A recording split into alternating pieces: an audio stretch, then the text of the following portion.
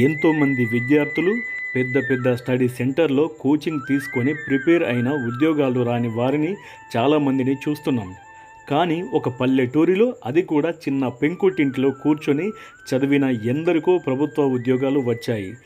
ఈ వీడియో పూర్తిగా చూస్తే పెద్ద పెద్ద స్టడీ సెంటర్ల అవసరం లేకుండానే ప్రభుత్వ ఉద్యోగాన్ని పొందే విధానాన్ని నేర్చుకోవచ్చు. ఆ ఇల్లు ఉద్యోగం కావాలనుకునే వారికి దేవాలయం లాంటిది. ఆ ఇంట్లో కూర్చొని చదివితే జాబ్ పక్కా.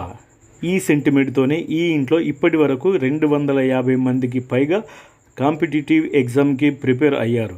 అందులో దాదాపు కొందరికి ప్రభుత్వ, మరికొందరికి ప్రైవేటు ఉద్యోగాలు వచ్చాయి. బాగా చదివిన వారు సహజంగా ప్రభుత్వ కొలువులు సాధించడమే లక్ష్యంగా పెట్టుకుంటారు. ఎంత కష్టమైనా సరే కష్టపడి చదివి జాబ్ కొట్టాలనుకుంటారు. అలాంటి వారికి చక్కని వేదిక ఈ ఇల్లు. ఇంతకీ ఈ ఉద్యోగాల ఇల్లు ఎక్కడుందో తెలుసా? మంచిర్యాల జిల్లా తాండూరు మండలం బోయపల్లి గ్రామంలో ఉంది. ఎన్నోసార్లు ప్రభుత్వ ఉద్యోగాల కోసం విఫల ప్రయత్నం చేసిన ఎంతోమంది నిరుద్యోగులు ఇక్కడికి వచ్చి చదువుకుంటున్నారు. బోయపల్లి గ్రామంలోని సంతోష్, మల్లేష్, భాస్కర్, రాజేష్ 2007లో ఉద్యోగం కోసం ప్రిపరేషన్ మొదలుపెట్టారు. వారు చదువుకోవడానికి ఒక ఇల్లు కోసం వెతుకుతుంటే ఆ ఊరిలోని రాజమల్లు ఇల్లు ఖాళీగా ఉందని తెలిసింది. దాంతో ప్రతిరోజు ఆ ఇంటికి వెళ్ళి చదువుకుంటున్నారు. ఆ నలుగురికి ప్రభుత్వ ఉద్యోగాలు వచ్చాయి. దీంతో ఆ ఇంటికి క్రేజ్ పెరిగిపోయింది. చాలామంది ఆ ఇంట్లో చదవడం వల్లే ఉద్యోగాలు వచ్చాయని నమ్ముతున్నారు కూడా. బోయపల్లిలోని యువకులకు వారి తల్లిదండ్రి చెప్పే మాట ఇది. 12 సంవత్సరాలలో ఆ ఇంట్లో చదివిన 48 మందికి ప్రభుత్వ ఉద్యోగాలు వచ్చాయి. ఈ బోయపల్లి ఊరికి ఒక ప్రత్యేకత కూడా ఉంది. చదువుకున్నవారు ఉన్న ప్రతి ఇంట్లో ఒక ప్రభుత్వ ఉద్యోగి ఉన్నాడు. రాజమల్లు ఇంట్లో చదివి ఉద్యోగాలు పొందిన వారే ఇప్పుడు ఇక్కడ ప్రిపేర్ అవుతున్న వారికి కోచింగ్ ఇస్తున్నారు. ఎంత బిజీ స్కెడ్యూల్లో ఉన్నా సరే యువకులకు వీలు చేసుకొని పాఠాలు చెబుతున్నారు. లక్షలు ఖర్చు చేసి కోచింగ్ తీసుకున్న వారికే ఉద్యోగం వస్తుందనే గ్యారంటీ లేదు. అలాంటిది ఇక్కడ ఫ్రీగా కోచింగ్ తీసుకున్న ఎందరికో ప్రభుత్వ ఉద్యోగాలు వచ్చాయి. ఈ ఊరి యువకులంతా కలిసి ఆ ఇంటిని స్టడీ సెంటర్గా మార్చుకున్నారు. వారికి కావాల్సిన స్టడీ మెటీరియల్ అన్నీ ఆ ఇంట్లో ఉన్నాయి. తలా ఇంత వేసుకొని పుస్తకాలు కొనుక్కున్నారు. అన్ని కాంపిటేటివ్ ఎగ్జామ్స్కి కావాల్సిన పుస్తకాలు అక్కడ దొరుకుతాయి. ఇక్కడ ఇంకో విశేషం ఏంటంటే, ఇక్కడే చదువుకున్న ఒకే కుటుంబానికి చెందిన నలుగురికి ప్రభుత్వ ఉద్యోగాలు రావడం. అందులో సురేష్ అనే వ్యక్తికి గ్రూప్ 2లో ఎక్సైజ్ ఎస్ఐగా ఉద్యోగం రాగా, అంతకుముందు 2016లో సింగరేణిలో జూనియర్ అసిస్టెంట్గా ఉద్యోగం వచ్చింది. అది కూడా ఈ ఇంట్లో ఉండి చదివే ఒకే వ్యక్తి 2 ఉద్యోగాలు సంపాదించడం విశేషం.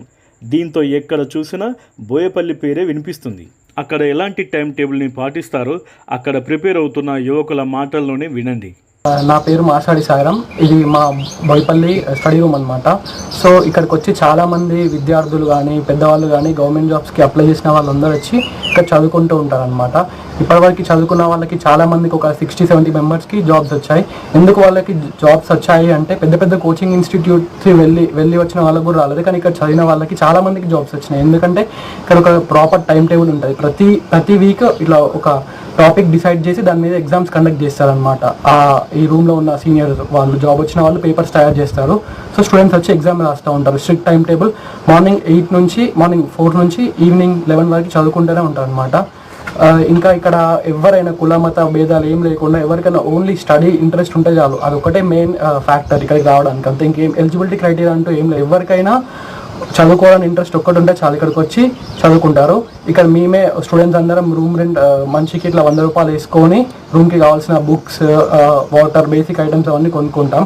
అయితే ఇల్లు ఇచ్చిన వాళ్ళు కూడా మాకు రూమ్ రెంట్ తీసుకోవట్లేదు, ఫ్రీగా ఇచ్చారు. పులి రాయమల్లు అనే వ్యక్తి ఇక్కడ మేము చదువుకుంటామని చెప్పి మా స్టూడెంట్స్ని ఎంకరేజ్ చేయడానికి ఎలాంటి మనీ తీసుకోకుండా ఫ్రీగా ఇస్తున్నారు. సో ఇట్లా మేము డీటెయిల్ అనాలిసిస్గా ప్రతి మధ్యాహ్నం, మార్నింగ్ అయితే ఎవరి దాకా చదువుకుంటారు 4 నుంచి 12 వరకు.